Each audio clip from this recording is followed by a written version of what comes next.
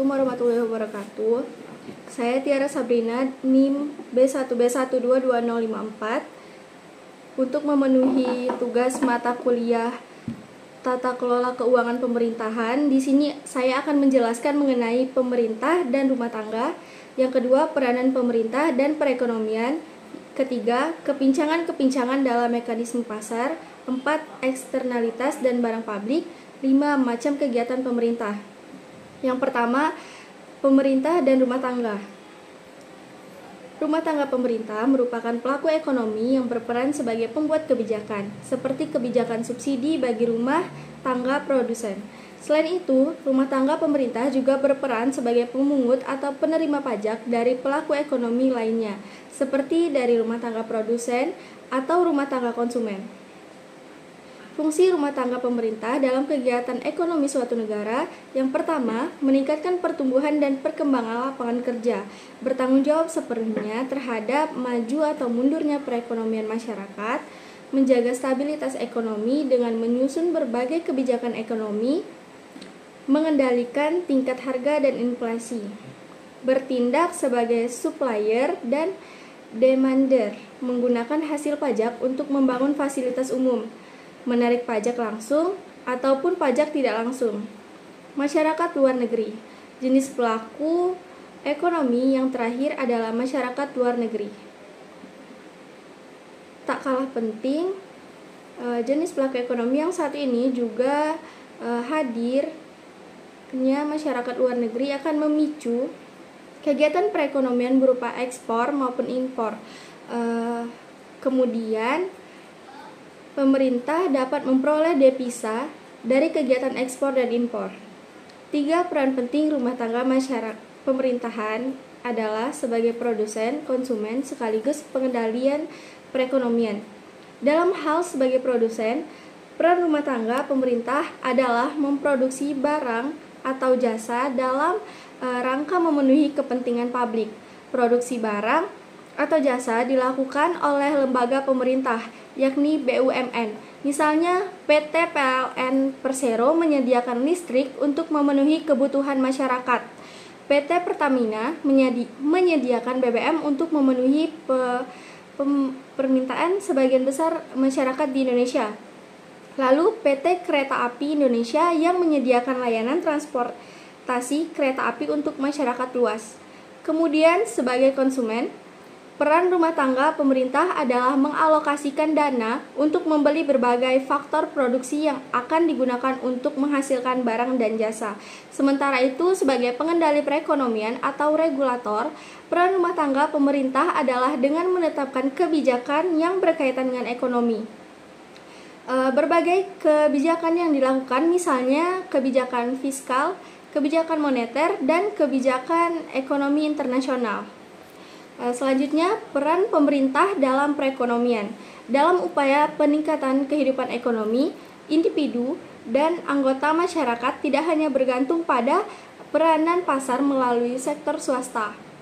Peran pemerintah dan mekanisme pasar atau interaksi pemerintah dan penawaran pasar merupakan hal yang bersifat komplementer atau bukan substitusi dengan pelaku ekonomi lainnya. Perlunya peran dan fungsi pemerintah dalam perekonomian yaitu sebagai berikut. Yang pertama, pembangunan ekonomi. Di banyak negara umumnya terjadi akibat intervensi pemerintah baik secara langsung maupun tidak langsung. Contohnya pencemaran lingkungan. Yang kedua, ada mekanisme pasar. Tidak dapat berfungsi tanpa keberadaan aturan yang dibuat pemerintah untuk menjamin efisiensi, pemerataan dan stabilitas ekonomi. Peran dan fungsi pemerintah mutlak diperlukan dalam perekonomian sebagai pengendali mekanisme pasar. Yang ketiga, kegagalan pasar adalah suatu istilah untuk menyebut kegagalan pasar dalam mencapai alokasi atau pembagian sumber daya yang optimum, seperti rusaknya ekosistem lingkungan. Seperti yang telah disebutkan sebelumnya, negara atau pemerintah memiliki fungsi yang penting dalam kehidupan ekonomi, terutama yang berkaitan dengan penyediaan barang dan jasa. Kebutuhan publik meliputi 2 macam barang, yaitu barang dan jasa publik dan barang dan jasa privat. Adapun penjelasannya sebagai berikut. Barang dan jasa publik ini adalah barang dan jasa yang pemanfaatannya dapat dinikmati bersama. Contohnya barang dan jasa publik yaitu jalan raya, fasilitas kesehatan, pendidikan, transportasi, air minum, dan penerangan. Nah, berikutnya barang dan jasa privat adalah barang dan jasa yang diproduksi dan penggunaannya dapat dipisahkan dari penggunaan oleh orang lain. Contohnya, pembelian pakaian akan menyebabkan hak kepemilikan dan penggunaan barang berpindah kepada orang yang membelinya. Selain itu, peran penting pemerintah baik secara langsung dan tidak langsung di dalam kehidupan ekonomi adalah untuk menghindari timbulnya eksternalitas, khususnya dampak sampingan bagi lingkungan dan alam dan sosial. Berikutnya, kepincangan-kepincangan dalam mekanisme pasar. Kegagalan pasar juga dapat diartikan sebagai kondisi pasar di mana pasar tidak mampu memberi respon jika produk mengalami kelebihan jumlah produk jual atau oversupply. Adapun jumlah produk yang diminta melebihi jumlah yang ada atau over demand. Kondisi ini tidak memberikan pengaruh terhadap harga untuk dapat membatasi permintaan dan meningkatkan penawaran, sehingga pasar menjadi tidak efisien. Mekanisme harga pasar dan ketergantungan yang akan didapatkan penjual ataupun konsumen akan menjadi rumit. Terdapat 4 faktor kegagalan pasar, yaitu adanya public goods, adanya eksternalitas, terjadi pasar tidak penuh, dan terjadinya kegagalan informasi.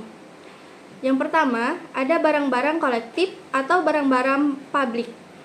Barang-barang dan jasa yang secara sederhana tidak dapat disediakan melalui jual beli di pasar, contohnya seperti jalan, irigasi, pertahanan irigasi, pertahanan keamanan, dan lain-lain. Yang kedua, eksternalitas. Eksternalitas adalah biaya tambahan yang diberikan kepada konsumen di luar transaksi yang dilakukan, atau dapat diartikan sebagai biaya ekonomi yang diperoleh dari kegiatan ekonomi yang dialokasikan untuk sistem eksternal pasar. Yang ketiga, pasar tidak penuh dan tidak lengkap. Pasar dapat dikatakan lengkap jika pasar tersebut dapat memproduksi semua barang dan jasa dengan biaya produksi yang lebih kecil daripada harga yang akan dibayarkan oleh konsumen. Yang keempat, kegagalan informasi.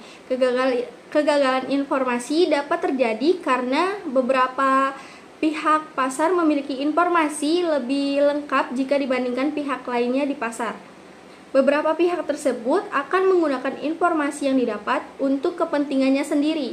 Hal tersebut akan memberikan dampak negatif dan merugikan pihak yang memiliki informasi terkait. Selanjutnya, solusi mencegah terjadinya kegagalan pasar. Pasar memiliki fungsi yang sangat penting dalam perekonomian negara. Maka untuk mencegah kemungkinan terjadinya kegagalan pasar adalah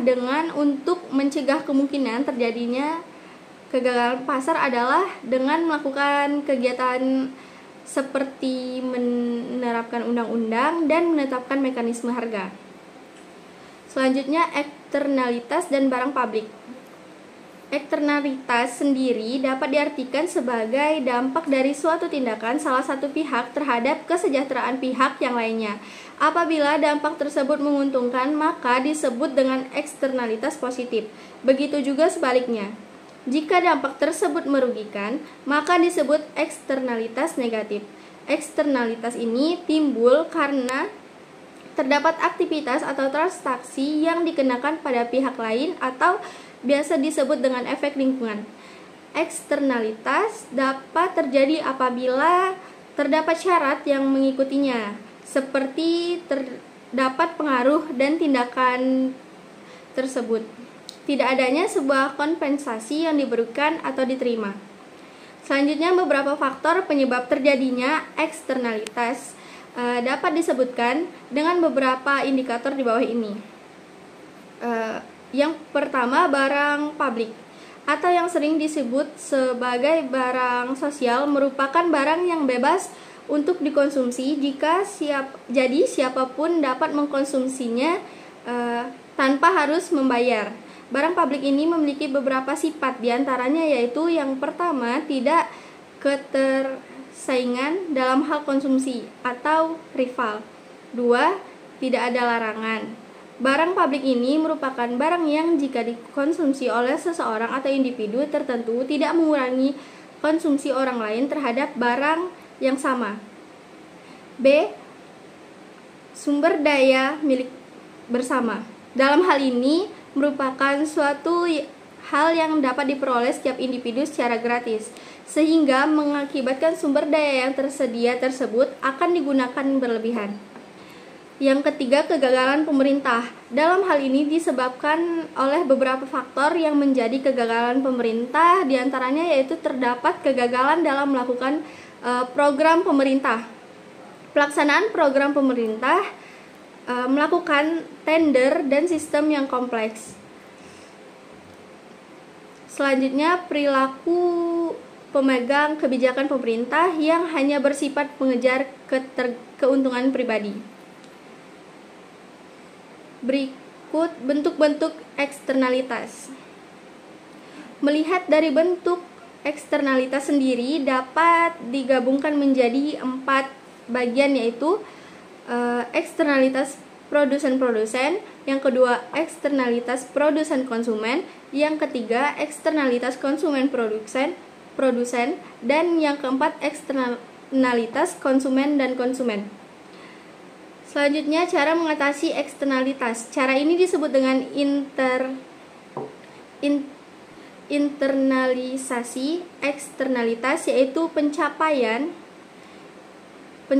intensif. Hal ini dapat berupa pajak atau subsidi agar orang-orang bersedia menanggung atau memperhitungkan dampak yang telah mereka lakukan.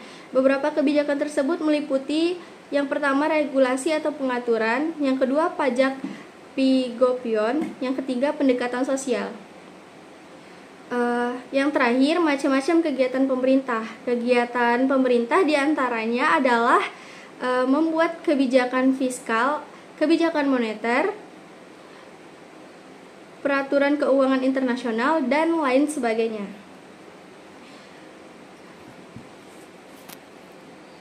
Kebijakan fiskal sebagai kegiatan ekonomi pemerintah dibuat berkaitan dengan pendapatan dan pengeluaran negara. Sekian dari saya tutup. Wabillahi taufiq wal hidayah. Wassalamualaikum warahmatullahi wabarakatuh.